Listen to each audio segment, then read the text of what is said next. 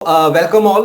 आज हमारे साथ श्रद्धा राजे हैं एंड इन्होंने यूजीसी नेट जून अटेम्प्ट 2020 जो कि दिसंबर 2020 में हुआ था ये क्लियर किया है। And so first of all congratulation Shraddha.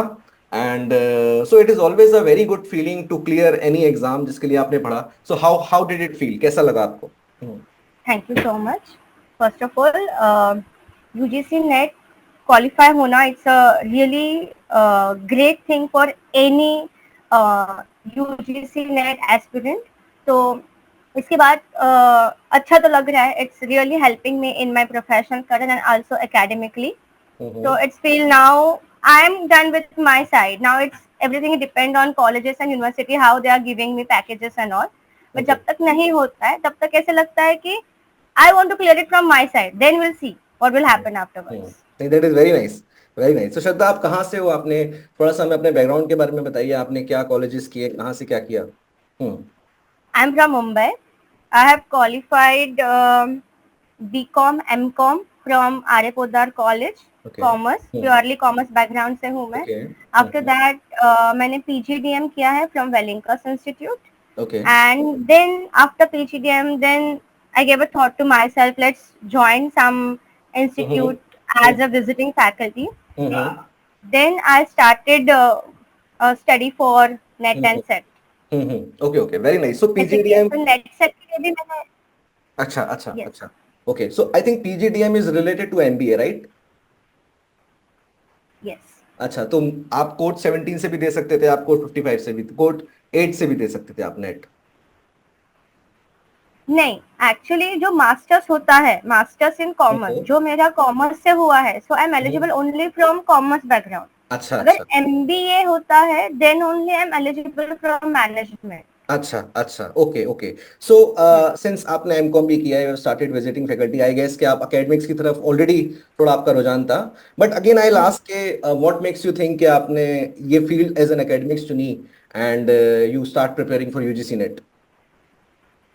Because I realized that as a student only I realized that ki from 10-15 years teachers are teaching the same topic, same method, same books they are using.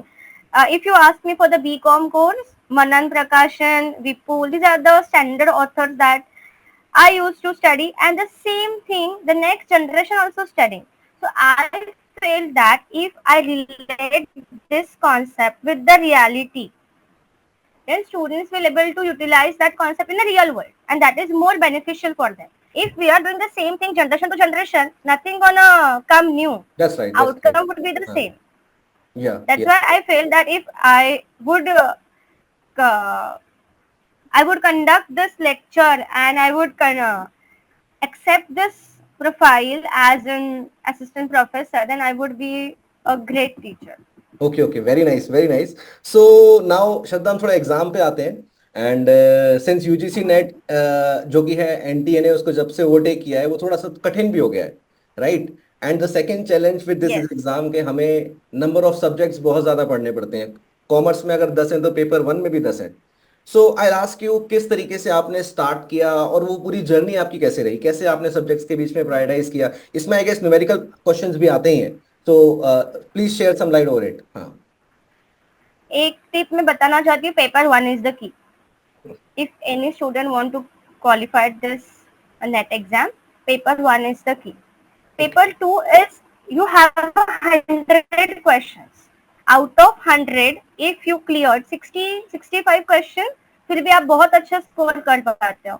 But अगर 50 question जो paper one में आते हैं उसमें से अगर आप 30 fail हो जाते हो, 30 पास होते हो, then you have a no scope to get qualified.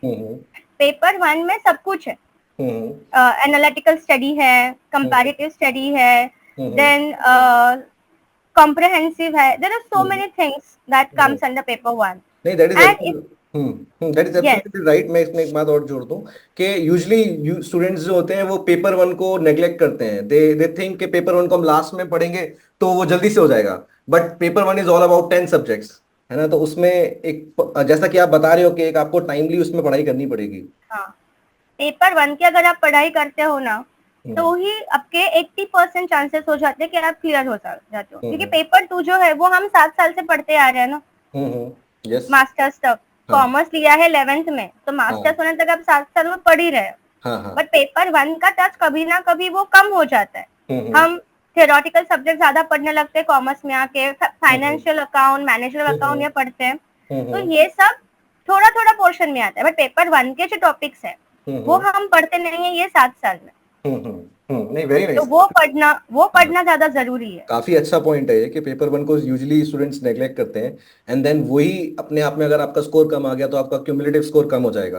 Right hmm now I also ask you, जैसे कि आपने बताया कि कॉमर्स या फिर आपका मास्टर्स का जो सब्जेक्ट है वो आपने 6 से 7 साल तक पढ़ा है, you have some fair idea about that subject कि आखिर उसमें क्या पढ़ना है या क्या हाँ करना है ना। लास्ट, क्योंकि जैसे हम कॉलेजेस में पढ़ते हैं तो वो सब्जेक्टिव पेपर होते हैं, but this UGC NET is an MCQ paper, right? तो what strategy a student can take, since आप इस प्रोसेस से गुजरे हो, राइट? तो what strategy a student can make up in his mind कि वो किस।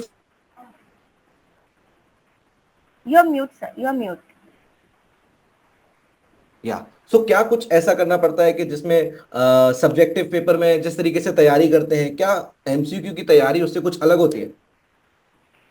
पहली चीज तो मैं ये बताऊंगी कि यूजीसी नेट जो है ये ऑनलाइन एग्जाम है, और इसका बेनिफिट ये होता है, यू कैन यूज पेपर 1 का टाइम इन पेपर 2, पेपर 2 का हम्म। टाइम इन पेपर 1, एंड हाँ। That is not possible in set exam. Because set okay. Exam में पेपर 1 कलेक्ट कर देते हैं जब आपका पेपर 1 का टाइम खत्म होता है। अच्छा अच्छा पेपर अच्छा। 1 नेट में एक बेनिफिट है, हम्म पेपर 1 के लिए आप ज्यादा टाइम यूज कर सकते हो। हम्म 1 आवर का पेपर 1 होता है, you can use 1 hour 15 minutes, 1 hour 20 minutes. Hmm वो पेपर कहाँ पे सबमिट नहीं होता है, you have entire list of question in front of you, hmm so definitely you can use that and you can calmly focus on your paper 1। सो वो है जो time is not a हाँ, challenge, time is not a challenge क्योंकि time आपके पास time रहता is है। Not the challenge in net. हाँ हाँ। सेट में है बट नेट में तो जरा भी नहीं। अच्छा अच्छा। बाकी जैसे मैं अपने क्वेश्चन को फिर से रिफ्रेश करके पूछूं आपसे, जैसे हम सब्जेक्टिव पेपर जब देते हैं तब उसमें हमें लॉन्ग आंसर्स लिखने पड़ते हैं, ठीक है?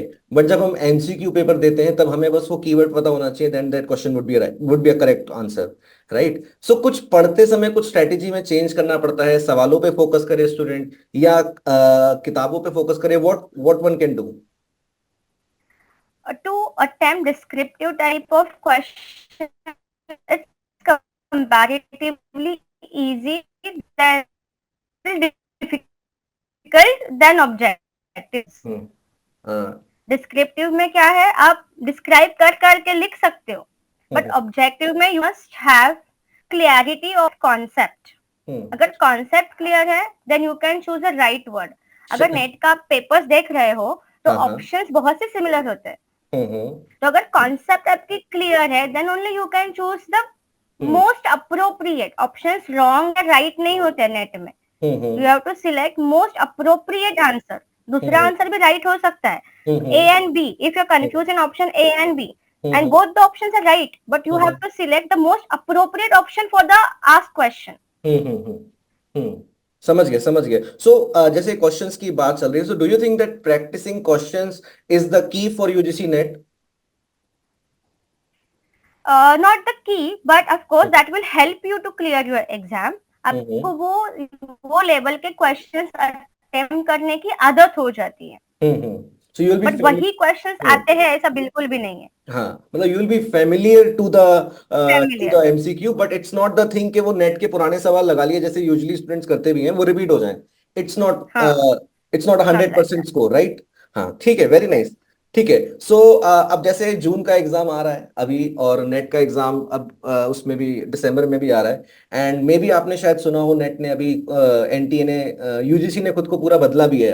अब मल्टीपल यस। शिफ्ट में एग्जाम नहीं हो रहा है, अब सिंगल डे में हो रहा है, पेन एंड पेपर में हो रहा है, ठीक है? सो ऑनलाइन से पेन एंड पेपर में आ गए। सो वैसे तो कुछ एग्जाम देने में कुछ चेंज नहीं हुआ है, सिंस पढ़ाई तो बच्चे को करनी ही होगी। सो कुछ आप स्टूडेंट्स को टिप्स देना चाहते हैं, कुछ चीजों को वो ध्यान रखें अपनी तैयारी में, उसके बारे में थोड़ा सा बताइए। Once again, I would suggest all the students paper 1 is the key. Hmm And for paper 1, I would recommend your books. Hmm because जब मैंने ऑर्डर किया था उसके हम्म पहले मुझे लगा था कि इतनी बड़ी अमाउंट है तो बुक्स बहुत बड़े बड़े रहेंगे, हम्म तो इतनी बड़ी बुक्स देख के मन उठ जाता है कि इतना हम्म कौन पढ़ेगा। Hmm but your study material is so compact and to the point. Hmm हर एक चैप्टर के बाद उसके क्वेश्चंस, वो मुझे बहुत हेल्पफुल है और वही मैं सबको सजेस्ट करूंगी ह्यूमन पेडिटर्स का syllabus. I'm not advertising you, but it's really helped me a lot. And the second, for paper 2, before you go for any other net का बड़ा वाला book, what you should do, read your FY से लेके MCOM तक small books. वही सब कुछ आता है.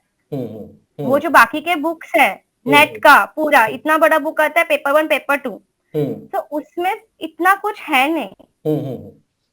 जो हम पढ़ के आए हैं वही रिवाइज करने की जरूरत होती है FY to MCOM. And then थोड़ा एग्जाम के नजदीक जाने के लिए जो आपके जैसे बुक्स है ह्यूमन पेडिटर्स के, वो उसमें एक एडिशन है. Very good. तो वो सब कुछ मिला. Very good advice. कुल मिलाकर आप ये कह रहे हो कि one should always stick to the basics. जो आपने बुक्स पढ़ी है अपने एमकॉम में, अपने बीकॉम में, उनसे स्टिक रहिए and don't go for these guides जो आती रहती हैं, जैसे जो आप बता रहे हो 1000 MCQs एंड एवरीथिंग, है ना? या okay very nice. And so any मैंने भी वो मिस्टेक की है.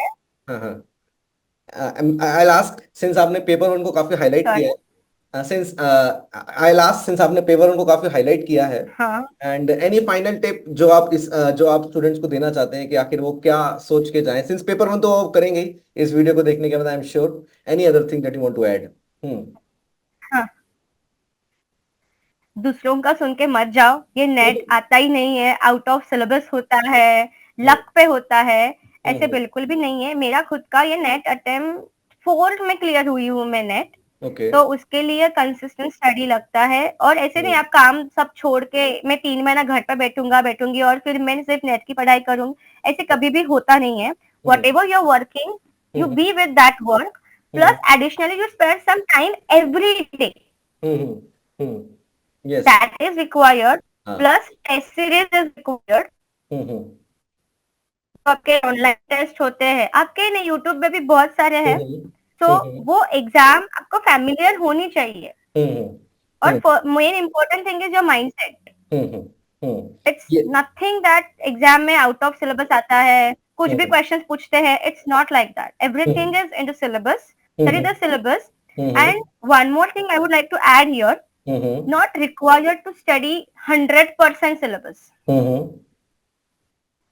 जो भी आपका स्ट्रॉन्ग सब्जेक्ट है वो 100% पढ़ के जाओ. बट सारे सब्जेक्ट अगर 100% आप करोगे तो उतना वो मेरे लिए तो पॉसिबल नहीं था. That will take time. जो मेरे स्ट्रॉन्ग सब्जेक्ट जो स्ट्रॉन्ग सब्जेक्ट है आपने वो 100% करना है, फिर उसमें से एक भी मार्क नहीं जाना चाहिए. मतलब जो आपके सब्जेक्ट्स स्ट्रॉन्ग है उसमें अगर मार्क्स चला भी गया तो वो बहुत बड़ा क्राइम है एक तरीके से, right?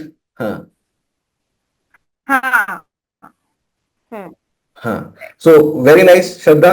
And I am sure इसके बाद स्टूडेंट्स को काफी सारी क्लैरिटी मिली होगी कि आखिर किस तरीके से तैयारी करें, since exam is close and students जरूरी एग्जाम के डेट के बाद भी स्टूडेंट्स थोड़ा सा उस चीज को लेके नर्वस भी होते हैं. And I am sure they will help. And thank you so much for giving your time. All the best for your future. Thank you so much. Okay, thank you so much. Okay.